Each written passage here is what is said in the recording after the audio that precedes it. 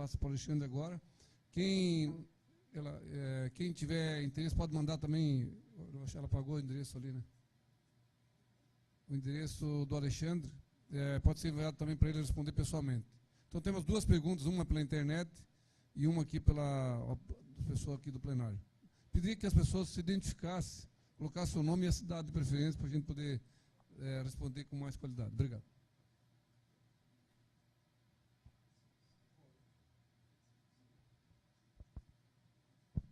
Oi. Então, tem uma pergunta aqui que é justamente aquilo que eu falei aqui. A menina pergunta como posso fazer para implantar o programa de atividade física no meu bairro, sendo que não tem espaço físico nem posto de saúde. O que veio pela internet aqui da Jéssica, né, Almeida. É um pouco aquilo que eu coloquei no início, quer dizer, que a gente saiu daquela ideia de programas de base informacional, não é? Que não precisava necessariamente de um espaço físico, para um programa de base populacional. E o que implica um programa de base populacional? Necessariamente eu tenho que ter equipamento, eu tenho que ter espaço, um espaço na comunidade voltado para isso, onde a comunidade possa acessar. Por isso até a discussão, por exemplo, dos equipamentos, quando eu comecei a ver essa coisa dos equipamentos, eu estava lá quando começou essa febre aí das ATIs, né? Academia de terceira idade, ou essas academias ao ar livre.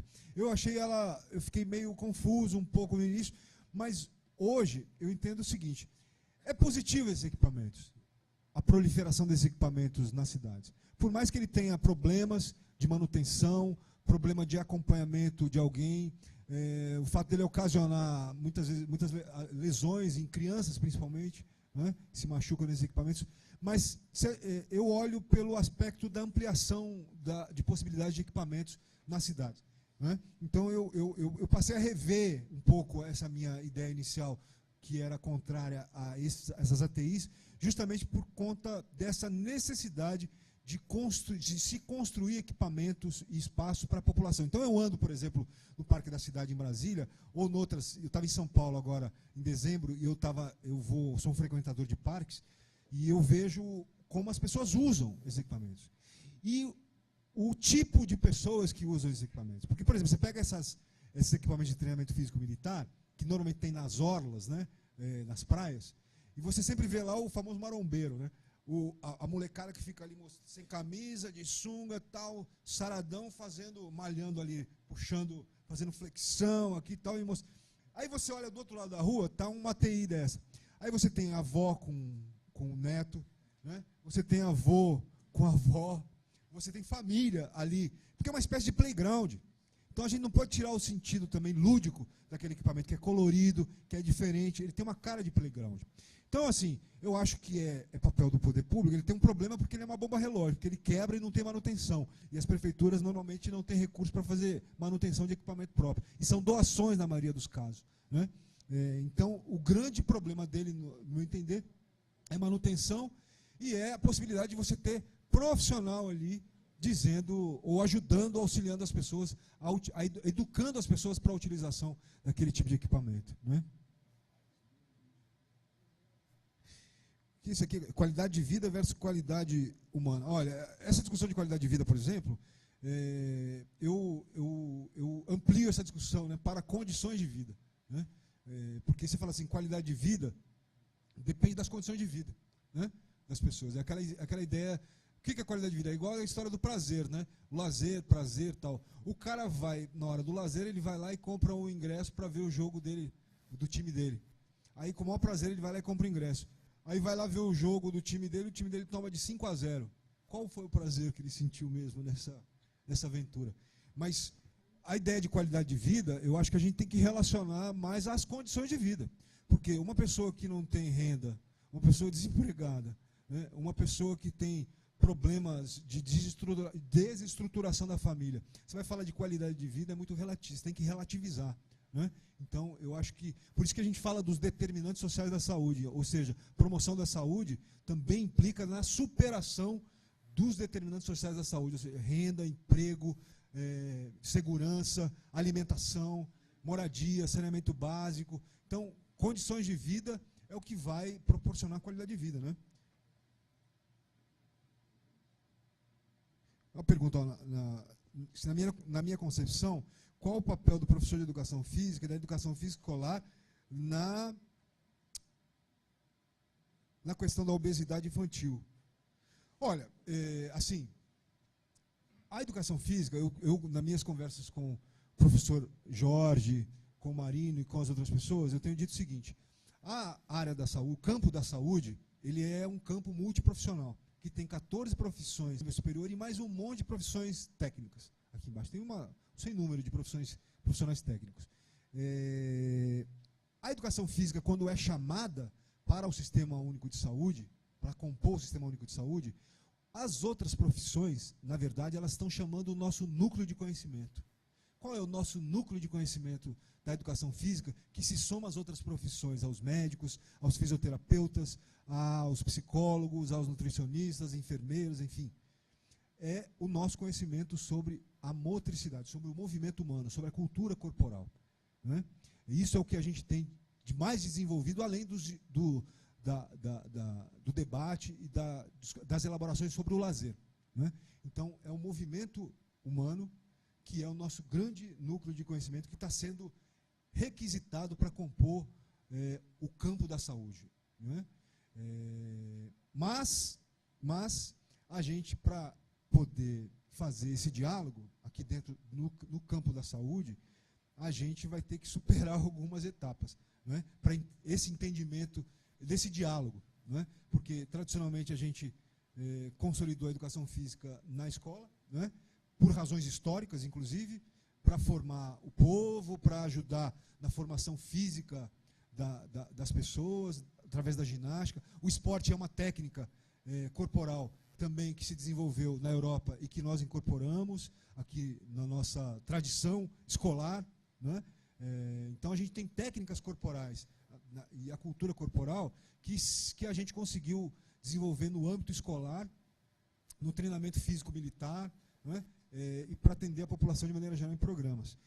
Hoje, a gente precisa pensar isso de maneira mais elaborada dentro da ideia do conceito de promoção da saúde, né? Dentro do sistema público de saúde. Então, a gente precisa pensar qual é a nossa contribuição. Essa é a grande reflexão que eu acho que a gente tem que fazer daqui para frente. Qual é o papel, ou qual é o elemento fundamental, o que a gente leva para a saúde pública brasileira? O que a gente tem a oferecer para a saúde pública efetivamente?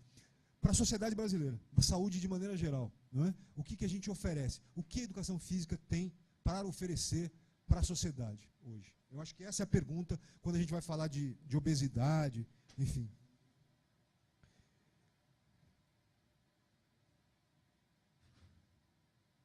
Deixa eu ver aqui.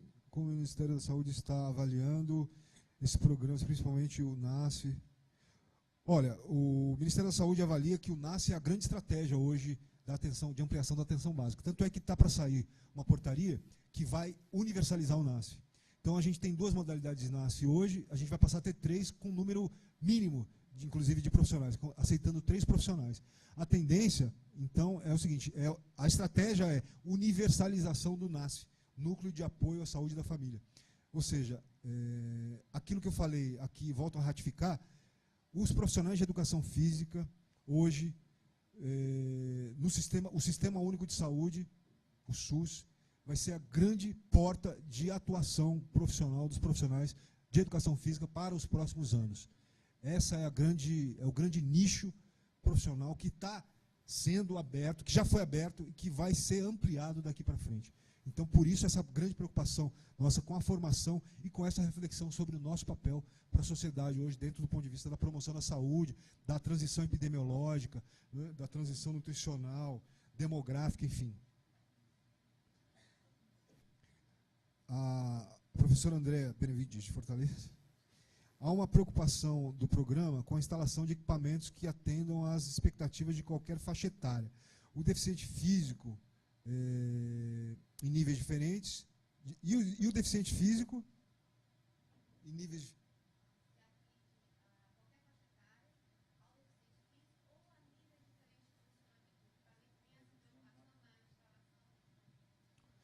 Então, isso é uma questão hoje, assim, você tem a RS 51, que é da vigilância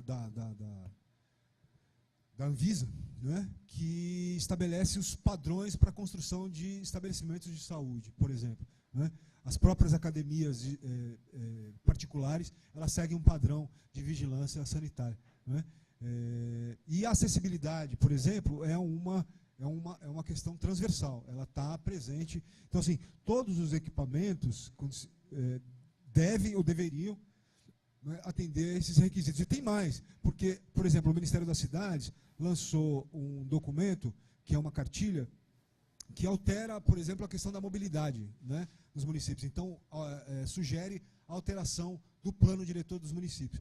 Anteriormente, eram os municípios acima de 500 mil habitantes que tinham que seguir essa cartilha. Hoje, você se preconiza para municípios acima de 20 mil habitantes, né, que sigam essa cartilha. Então, você tem uma questão de mobilidade urbana, por exemplo, a questão de ciclovias, ciclofaixas, de ciclorotas, de bicicletários, de calçadas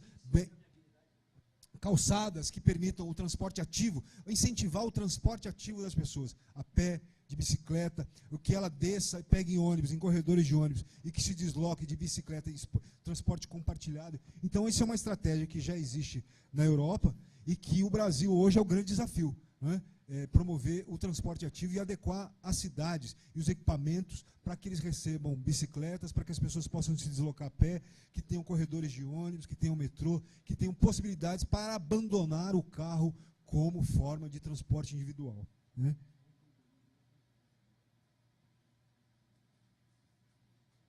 Então, aqui fala de programa de conscientização na cultura alimentar na gravidez, na criança. Enfim, a cultura é o seguinte, a gente produz e reproduz, né, a cultura.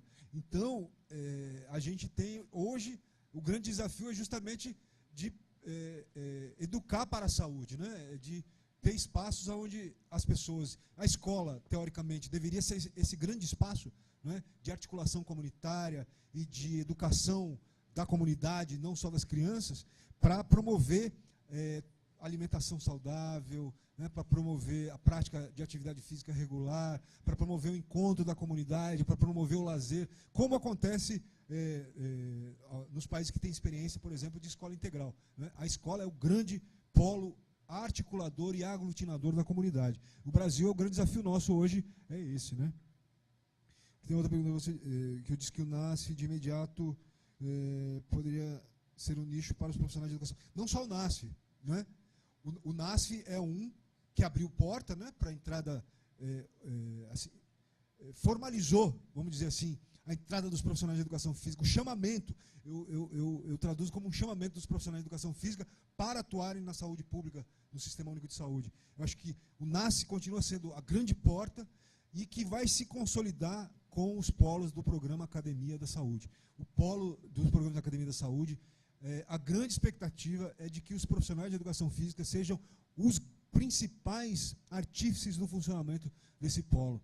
Isso, todo mundo ali no Ministério, quando a gente conversa, toda a discussão, ela gira, ela cai nessa possibilidade, de que serão os profissionais de educação física.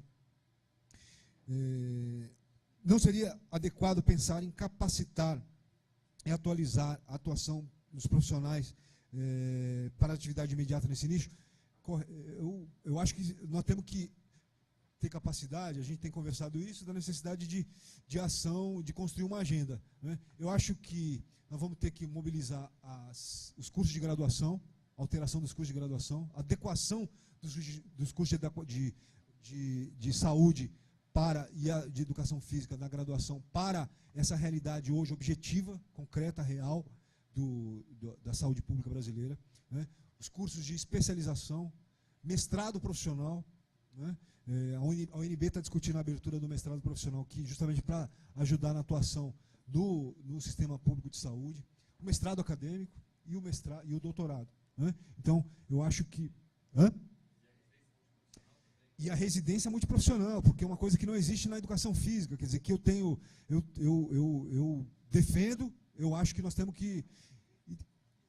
Ela existe, mas ela não existe de maneira sistemática, como as outras profissões, né? Então, eu acho, o que eu projeto hoje? Que a consolidação do programa Academia da Saúde, ela pode ser esse espaço de estágio e de residência do recém-formado, né? Ou do aluno que está em vias de conclusão. Né? Estágio de conclusão do curso se dê no programa Academia da Saúde. Né? Eu tenho defendido isso, e para isso, então, é preciso que a gente faça um movimento grande aí de adequação, de reflexão sobre essa nova realidade para a educação física hoje no Brasil. Né? É uma nova realidade, é uma realidade desafiadora, é uma realidade que precisa que nós nos empenhemos aí, especialmente quem espera atuar na área da saúde, quem atua com ensino, não é? Ou mesmo o conselho, é uma tarefa hoje árdua, que é a de pensar como é que a gente puxa os cursos, como é que a gente puxa a profissão de educação física para que ela compreenda e consiga se estabelecer e se consolidar como uma profissão da área da saúde que tem relevância social e que tem importância dentro do sistema público de saúde. Bom, infelizmente nós temos horário, ele tem que terminar, porque o nosso seguinte está com o tempo bem apertado e não tem como prorrogar, porque até às 18 horas a gente tem que encerrar aqui. Nós queremos agradecer a participação do Alexandre, desde que conheci-lo no ano passado,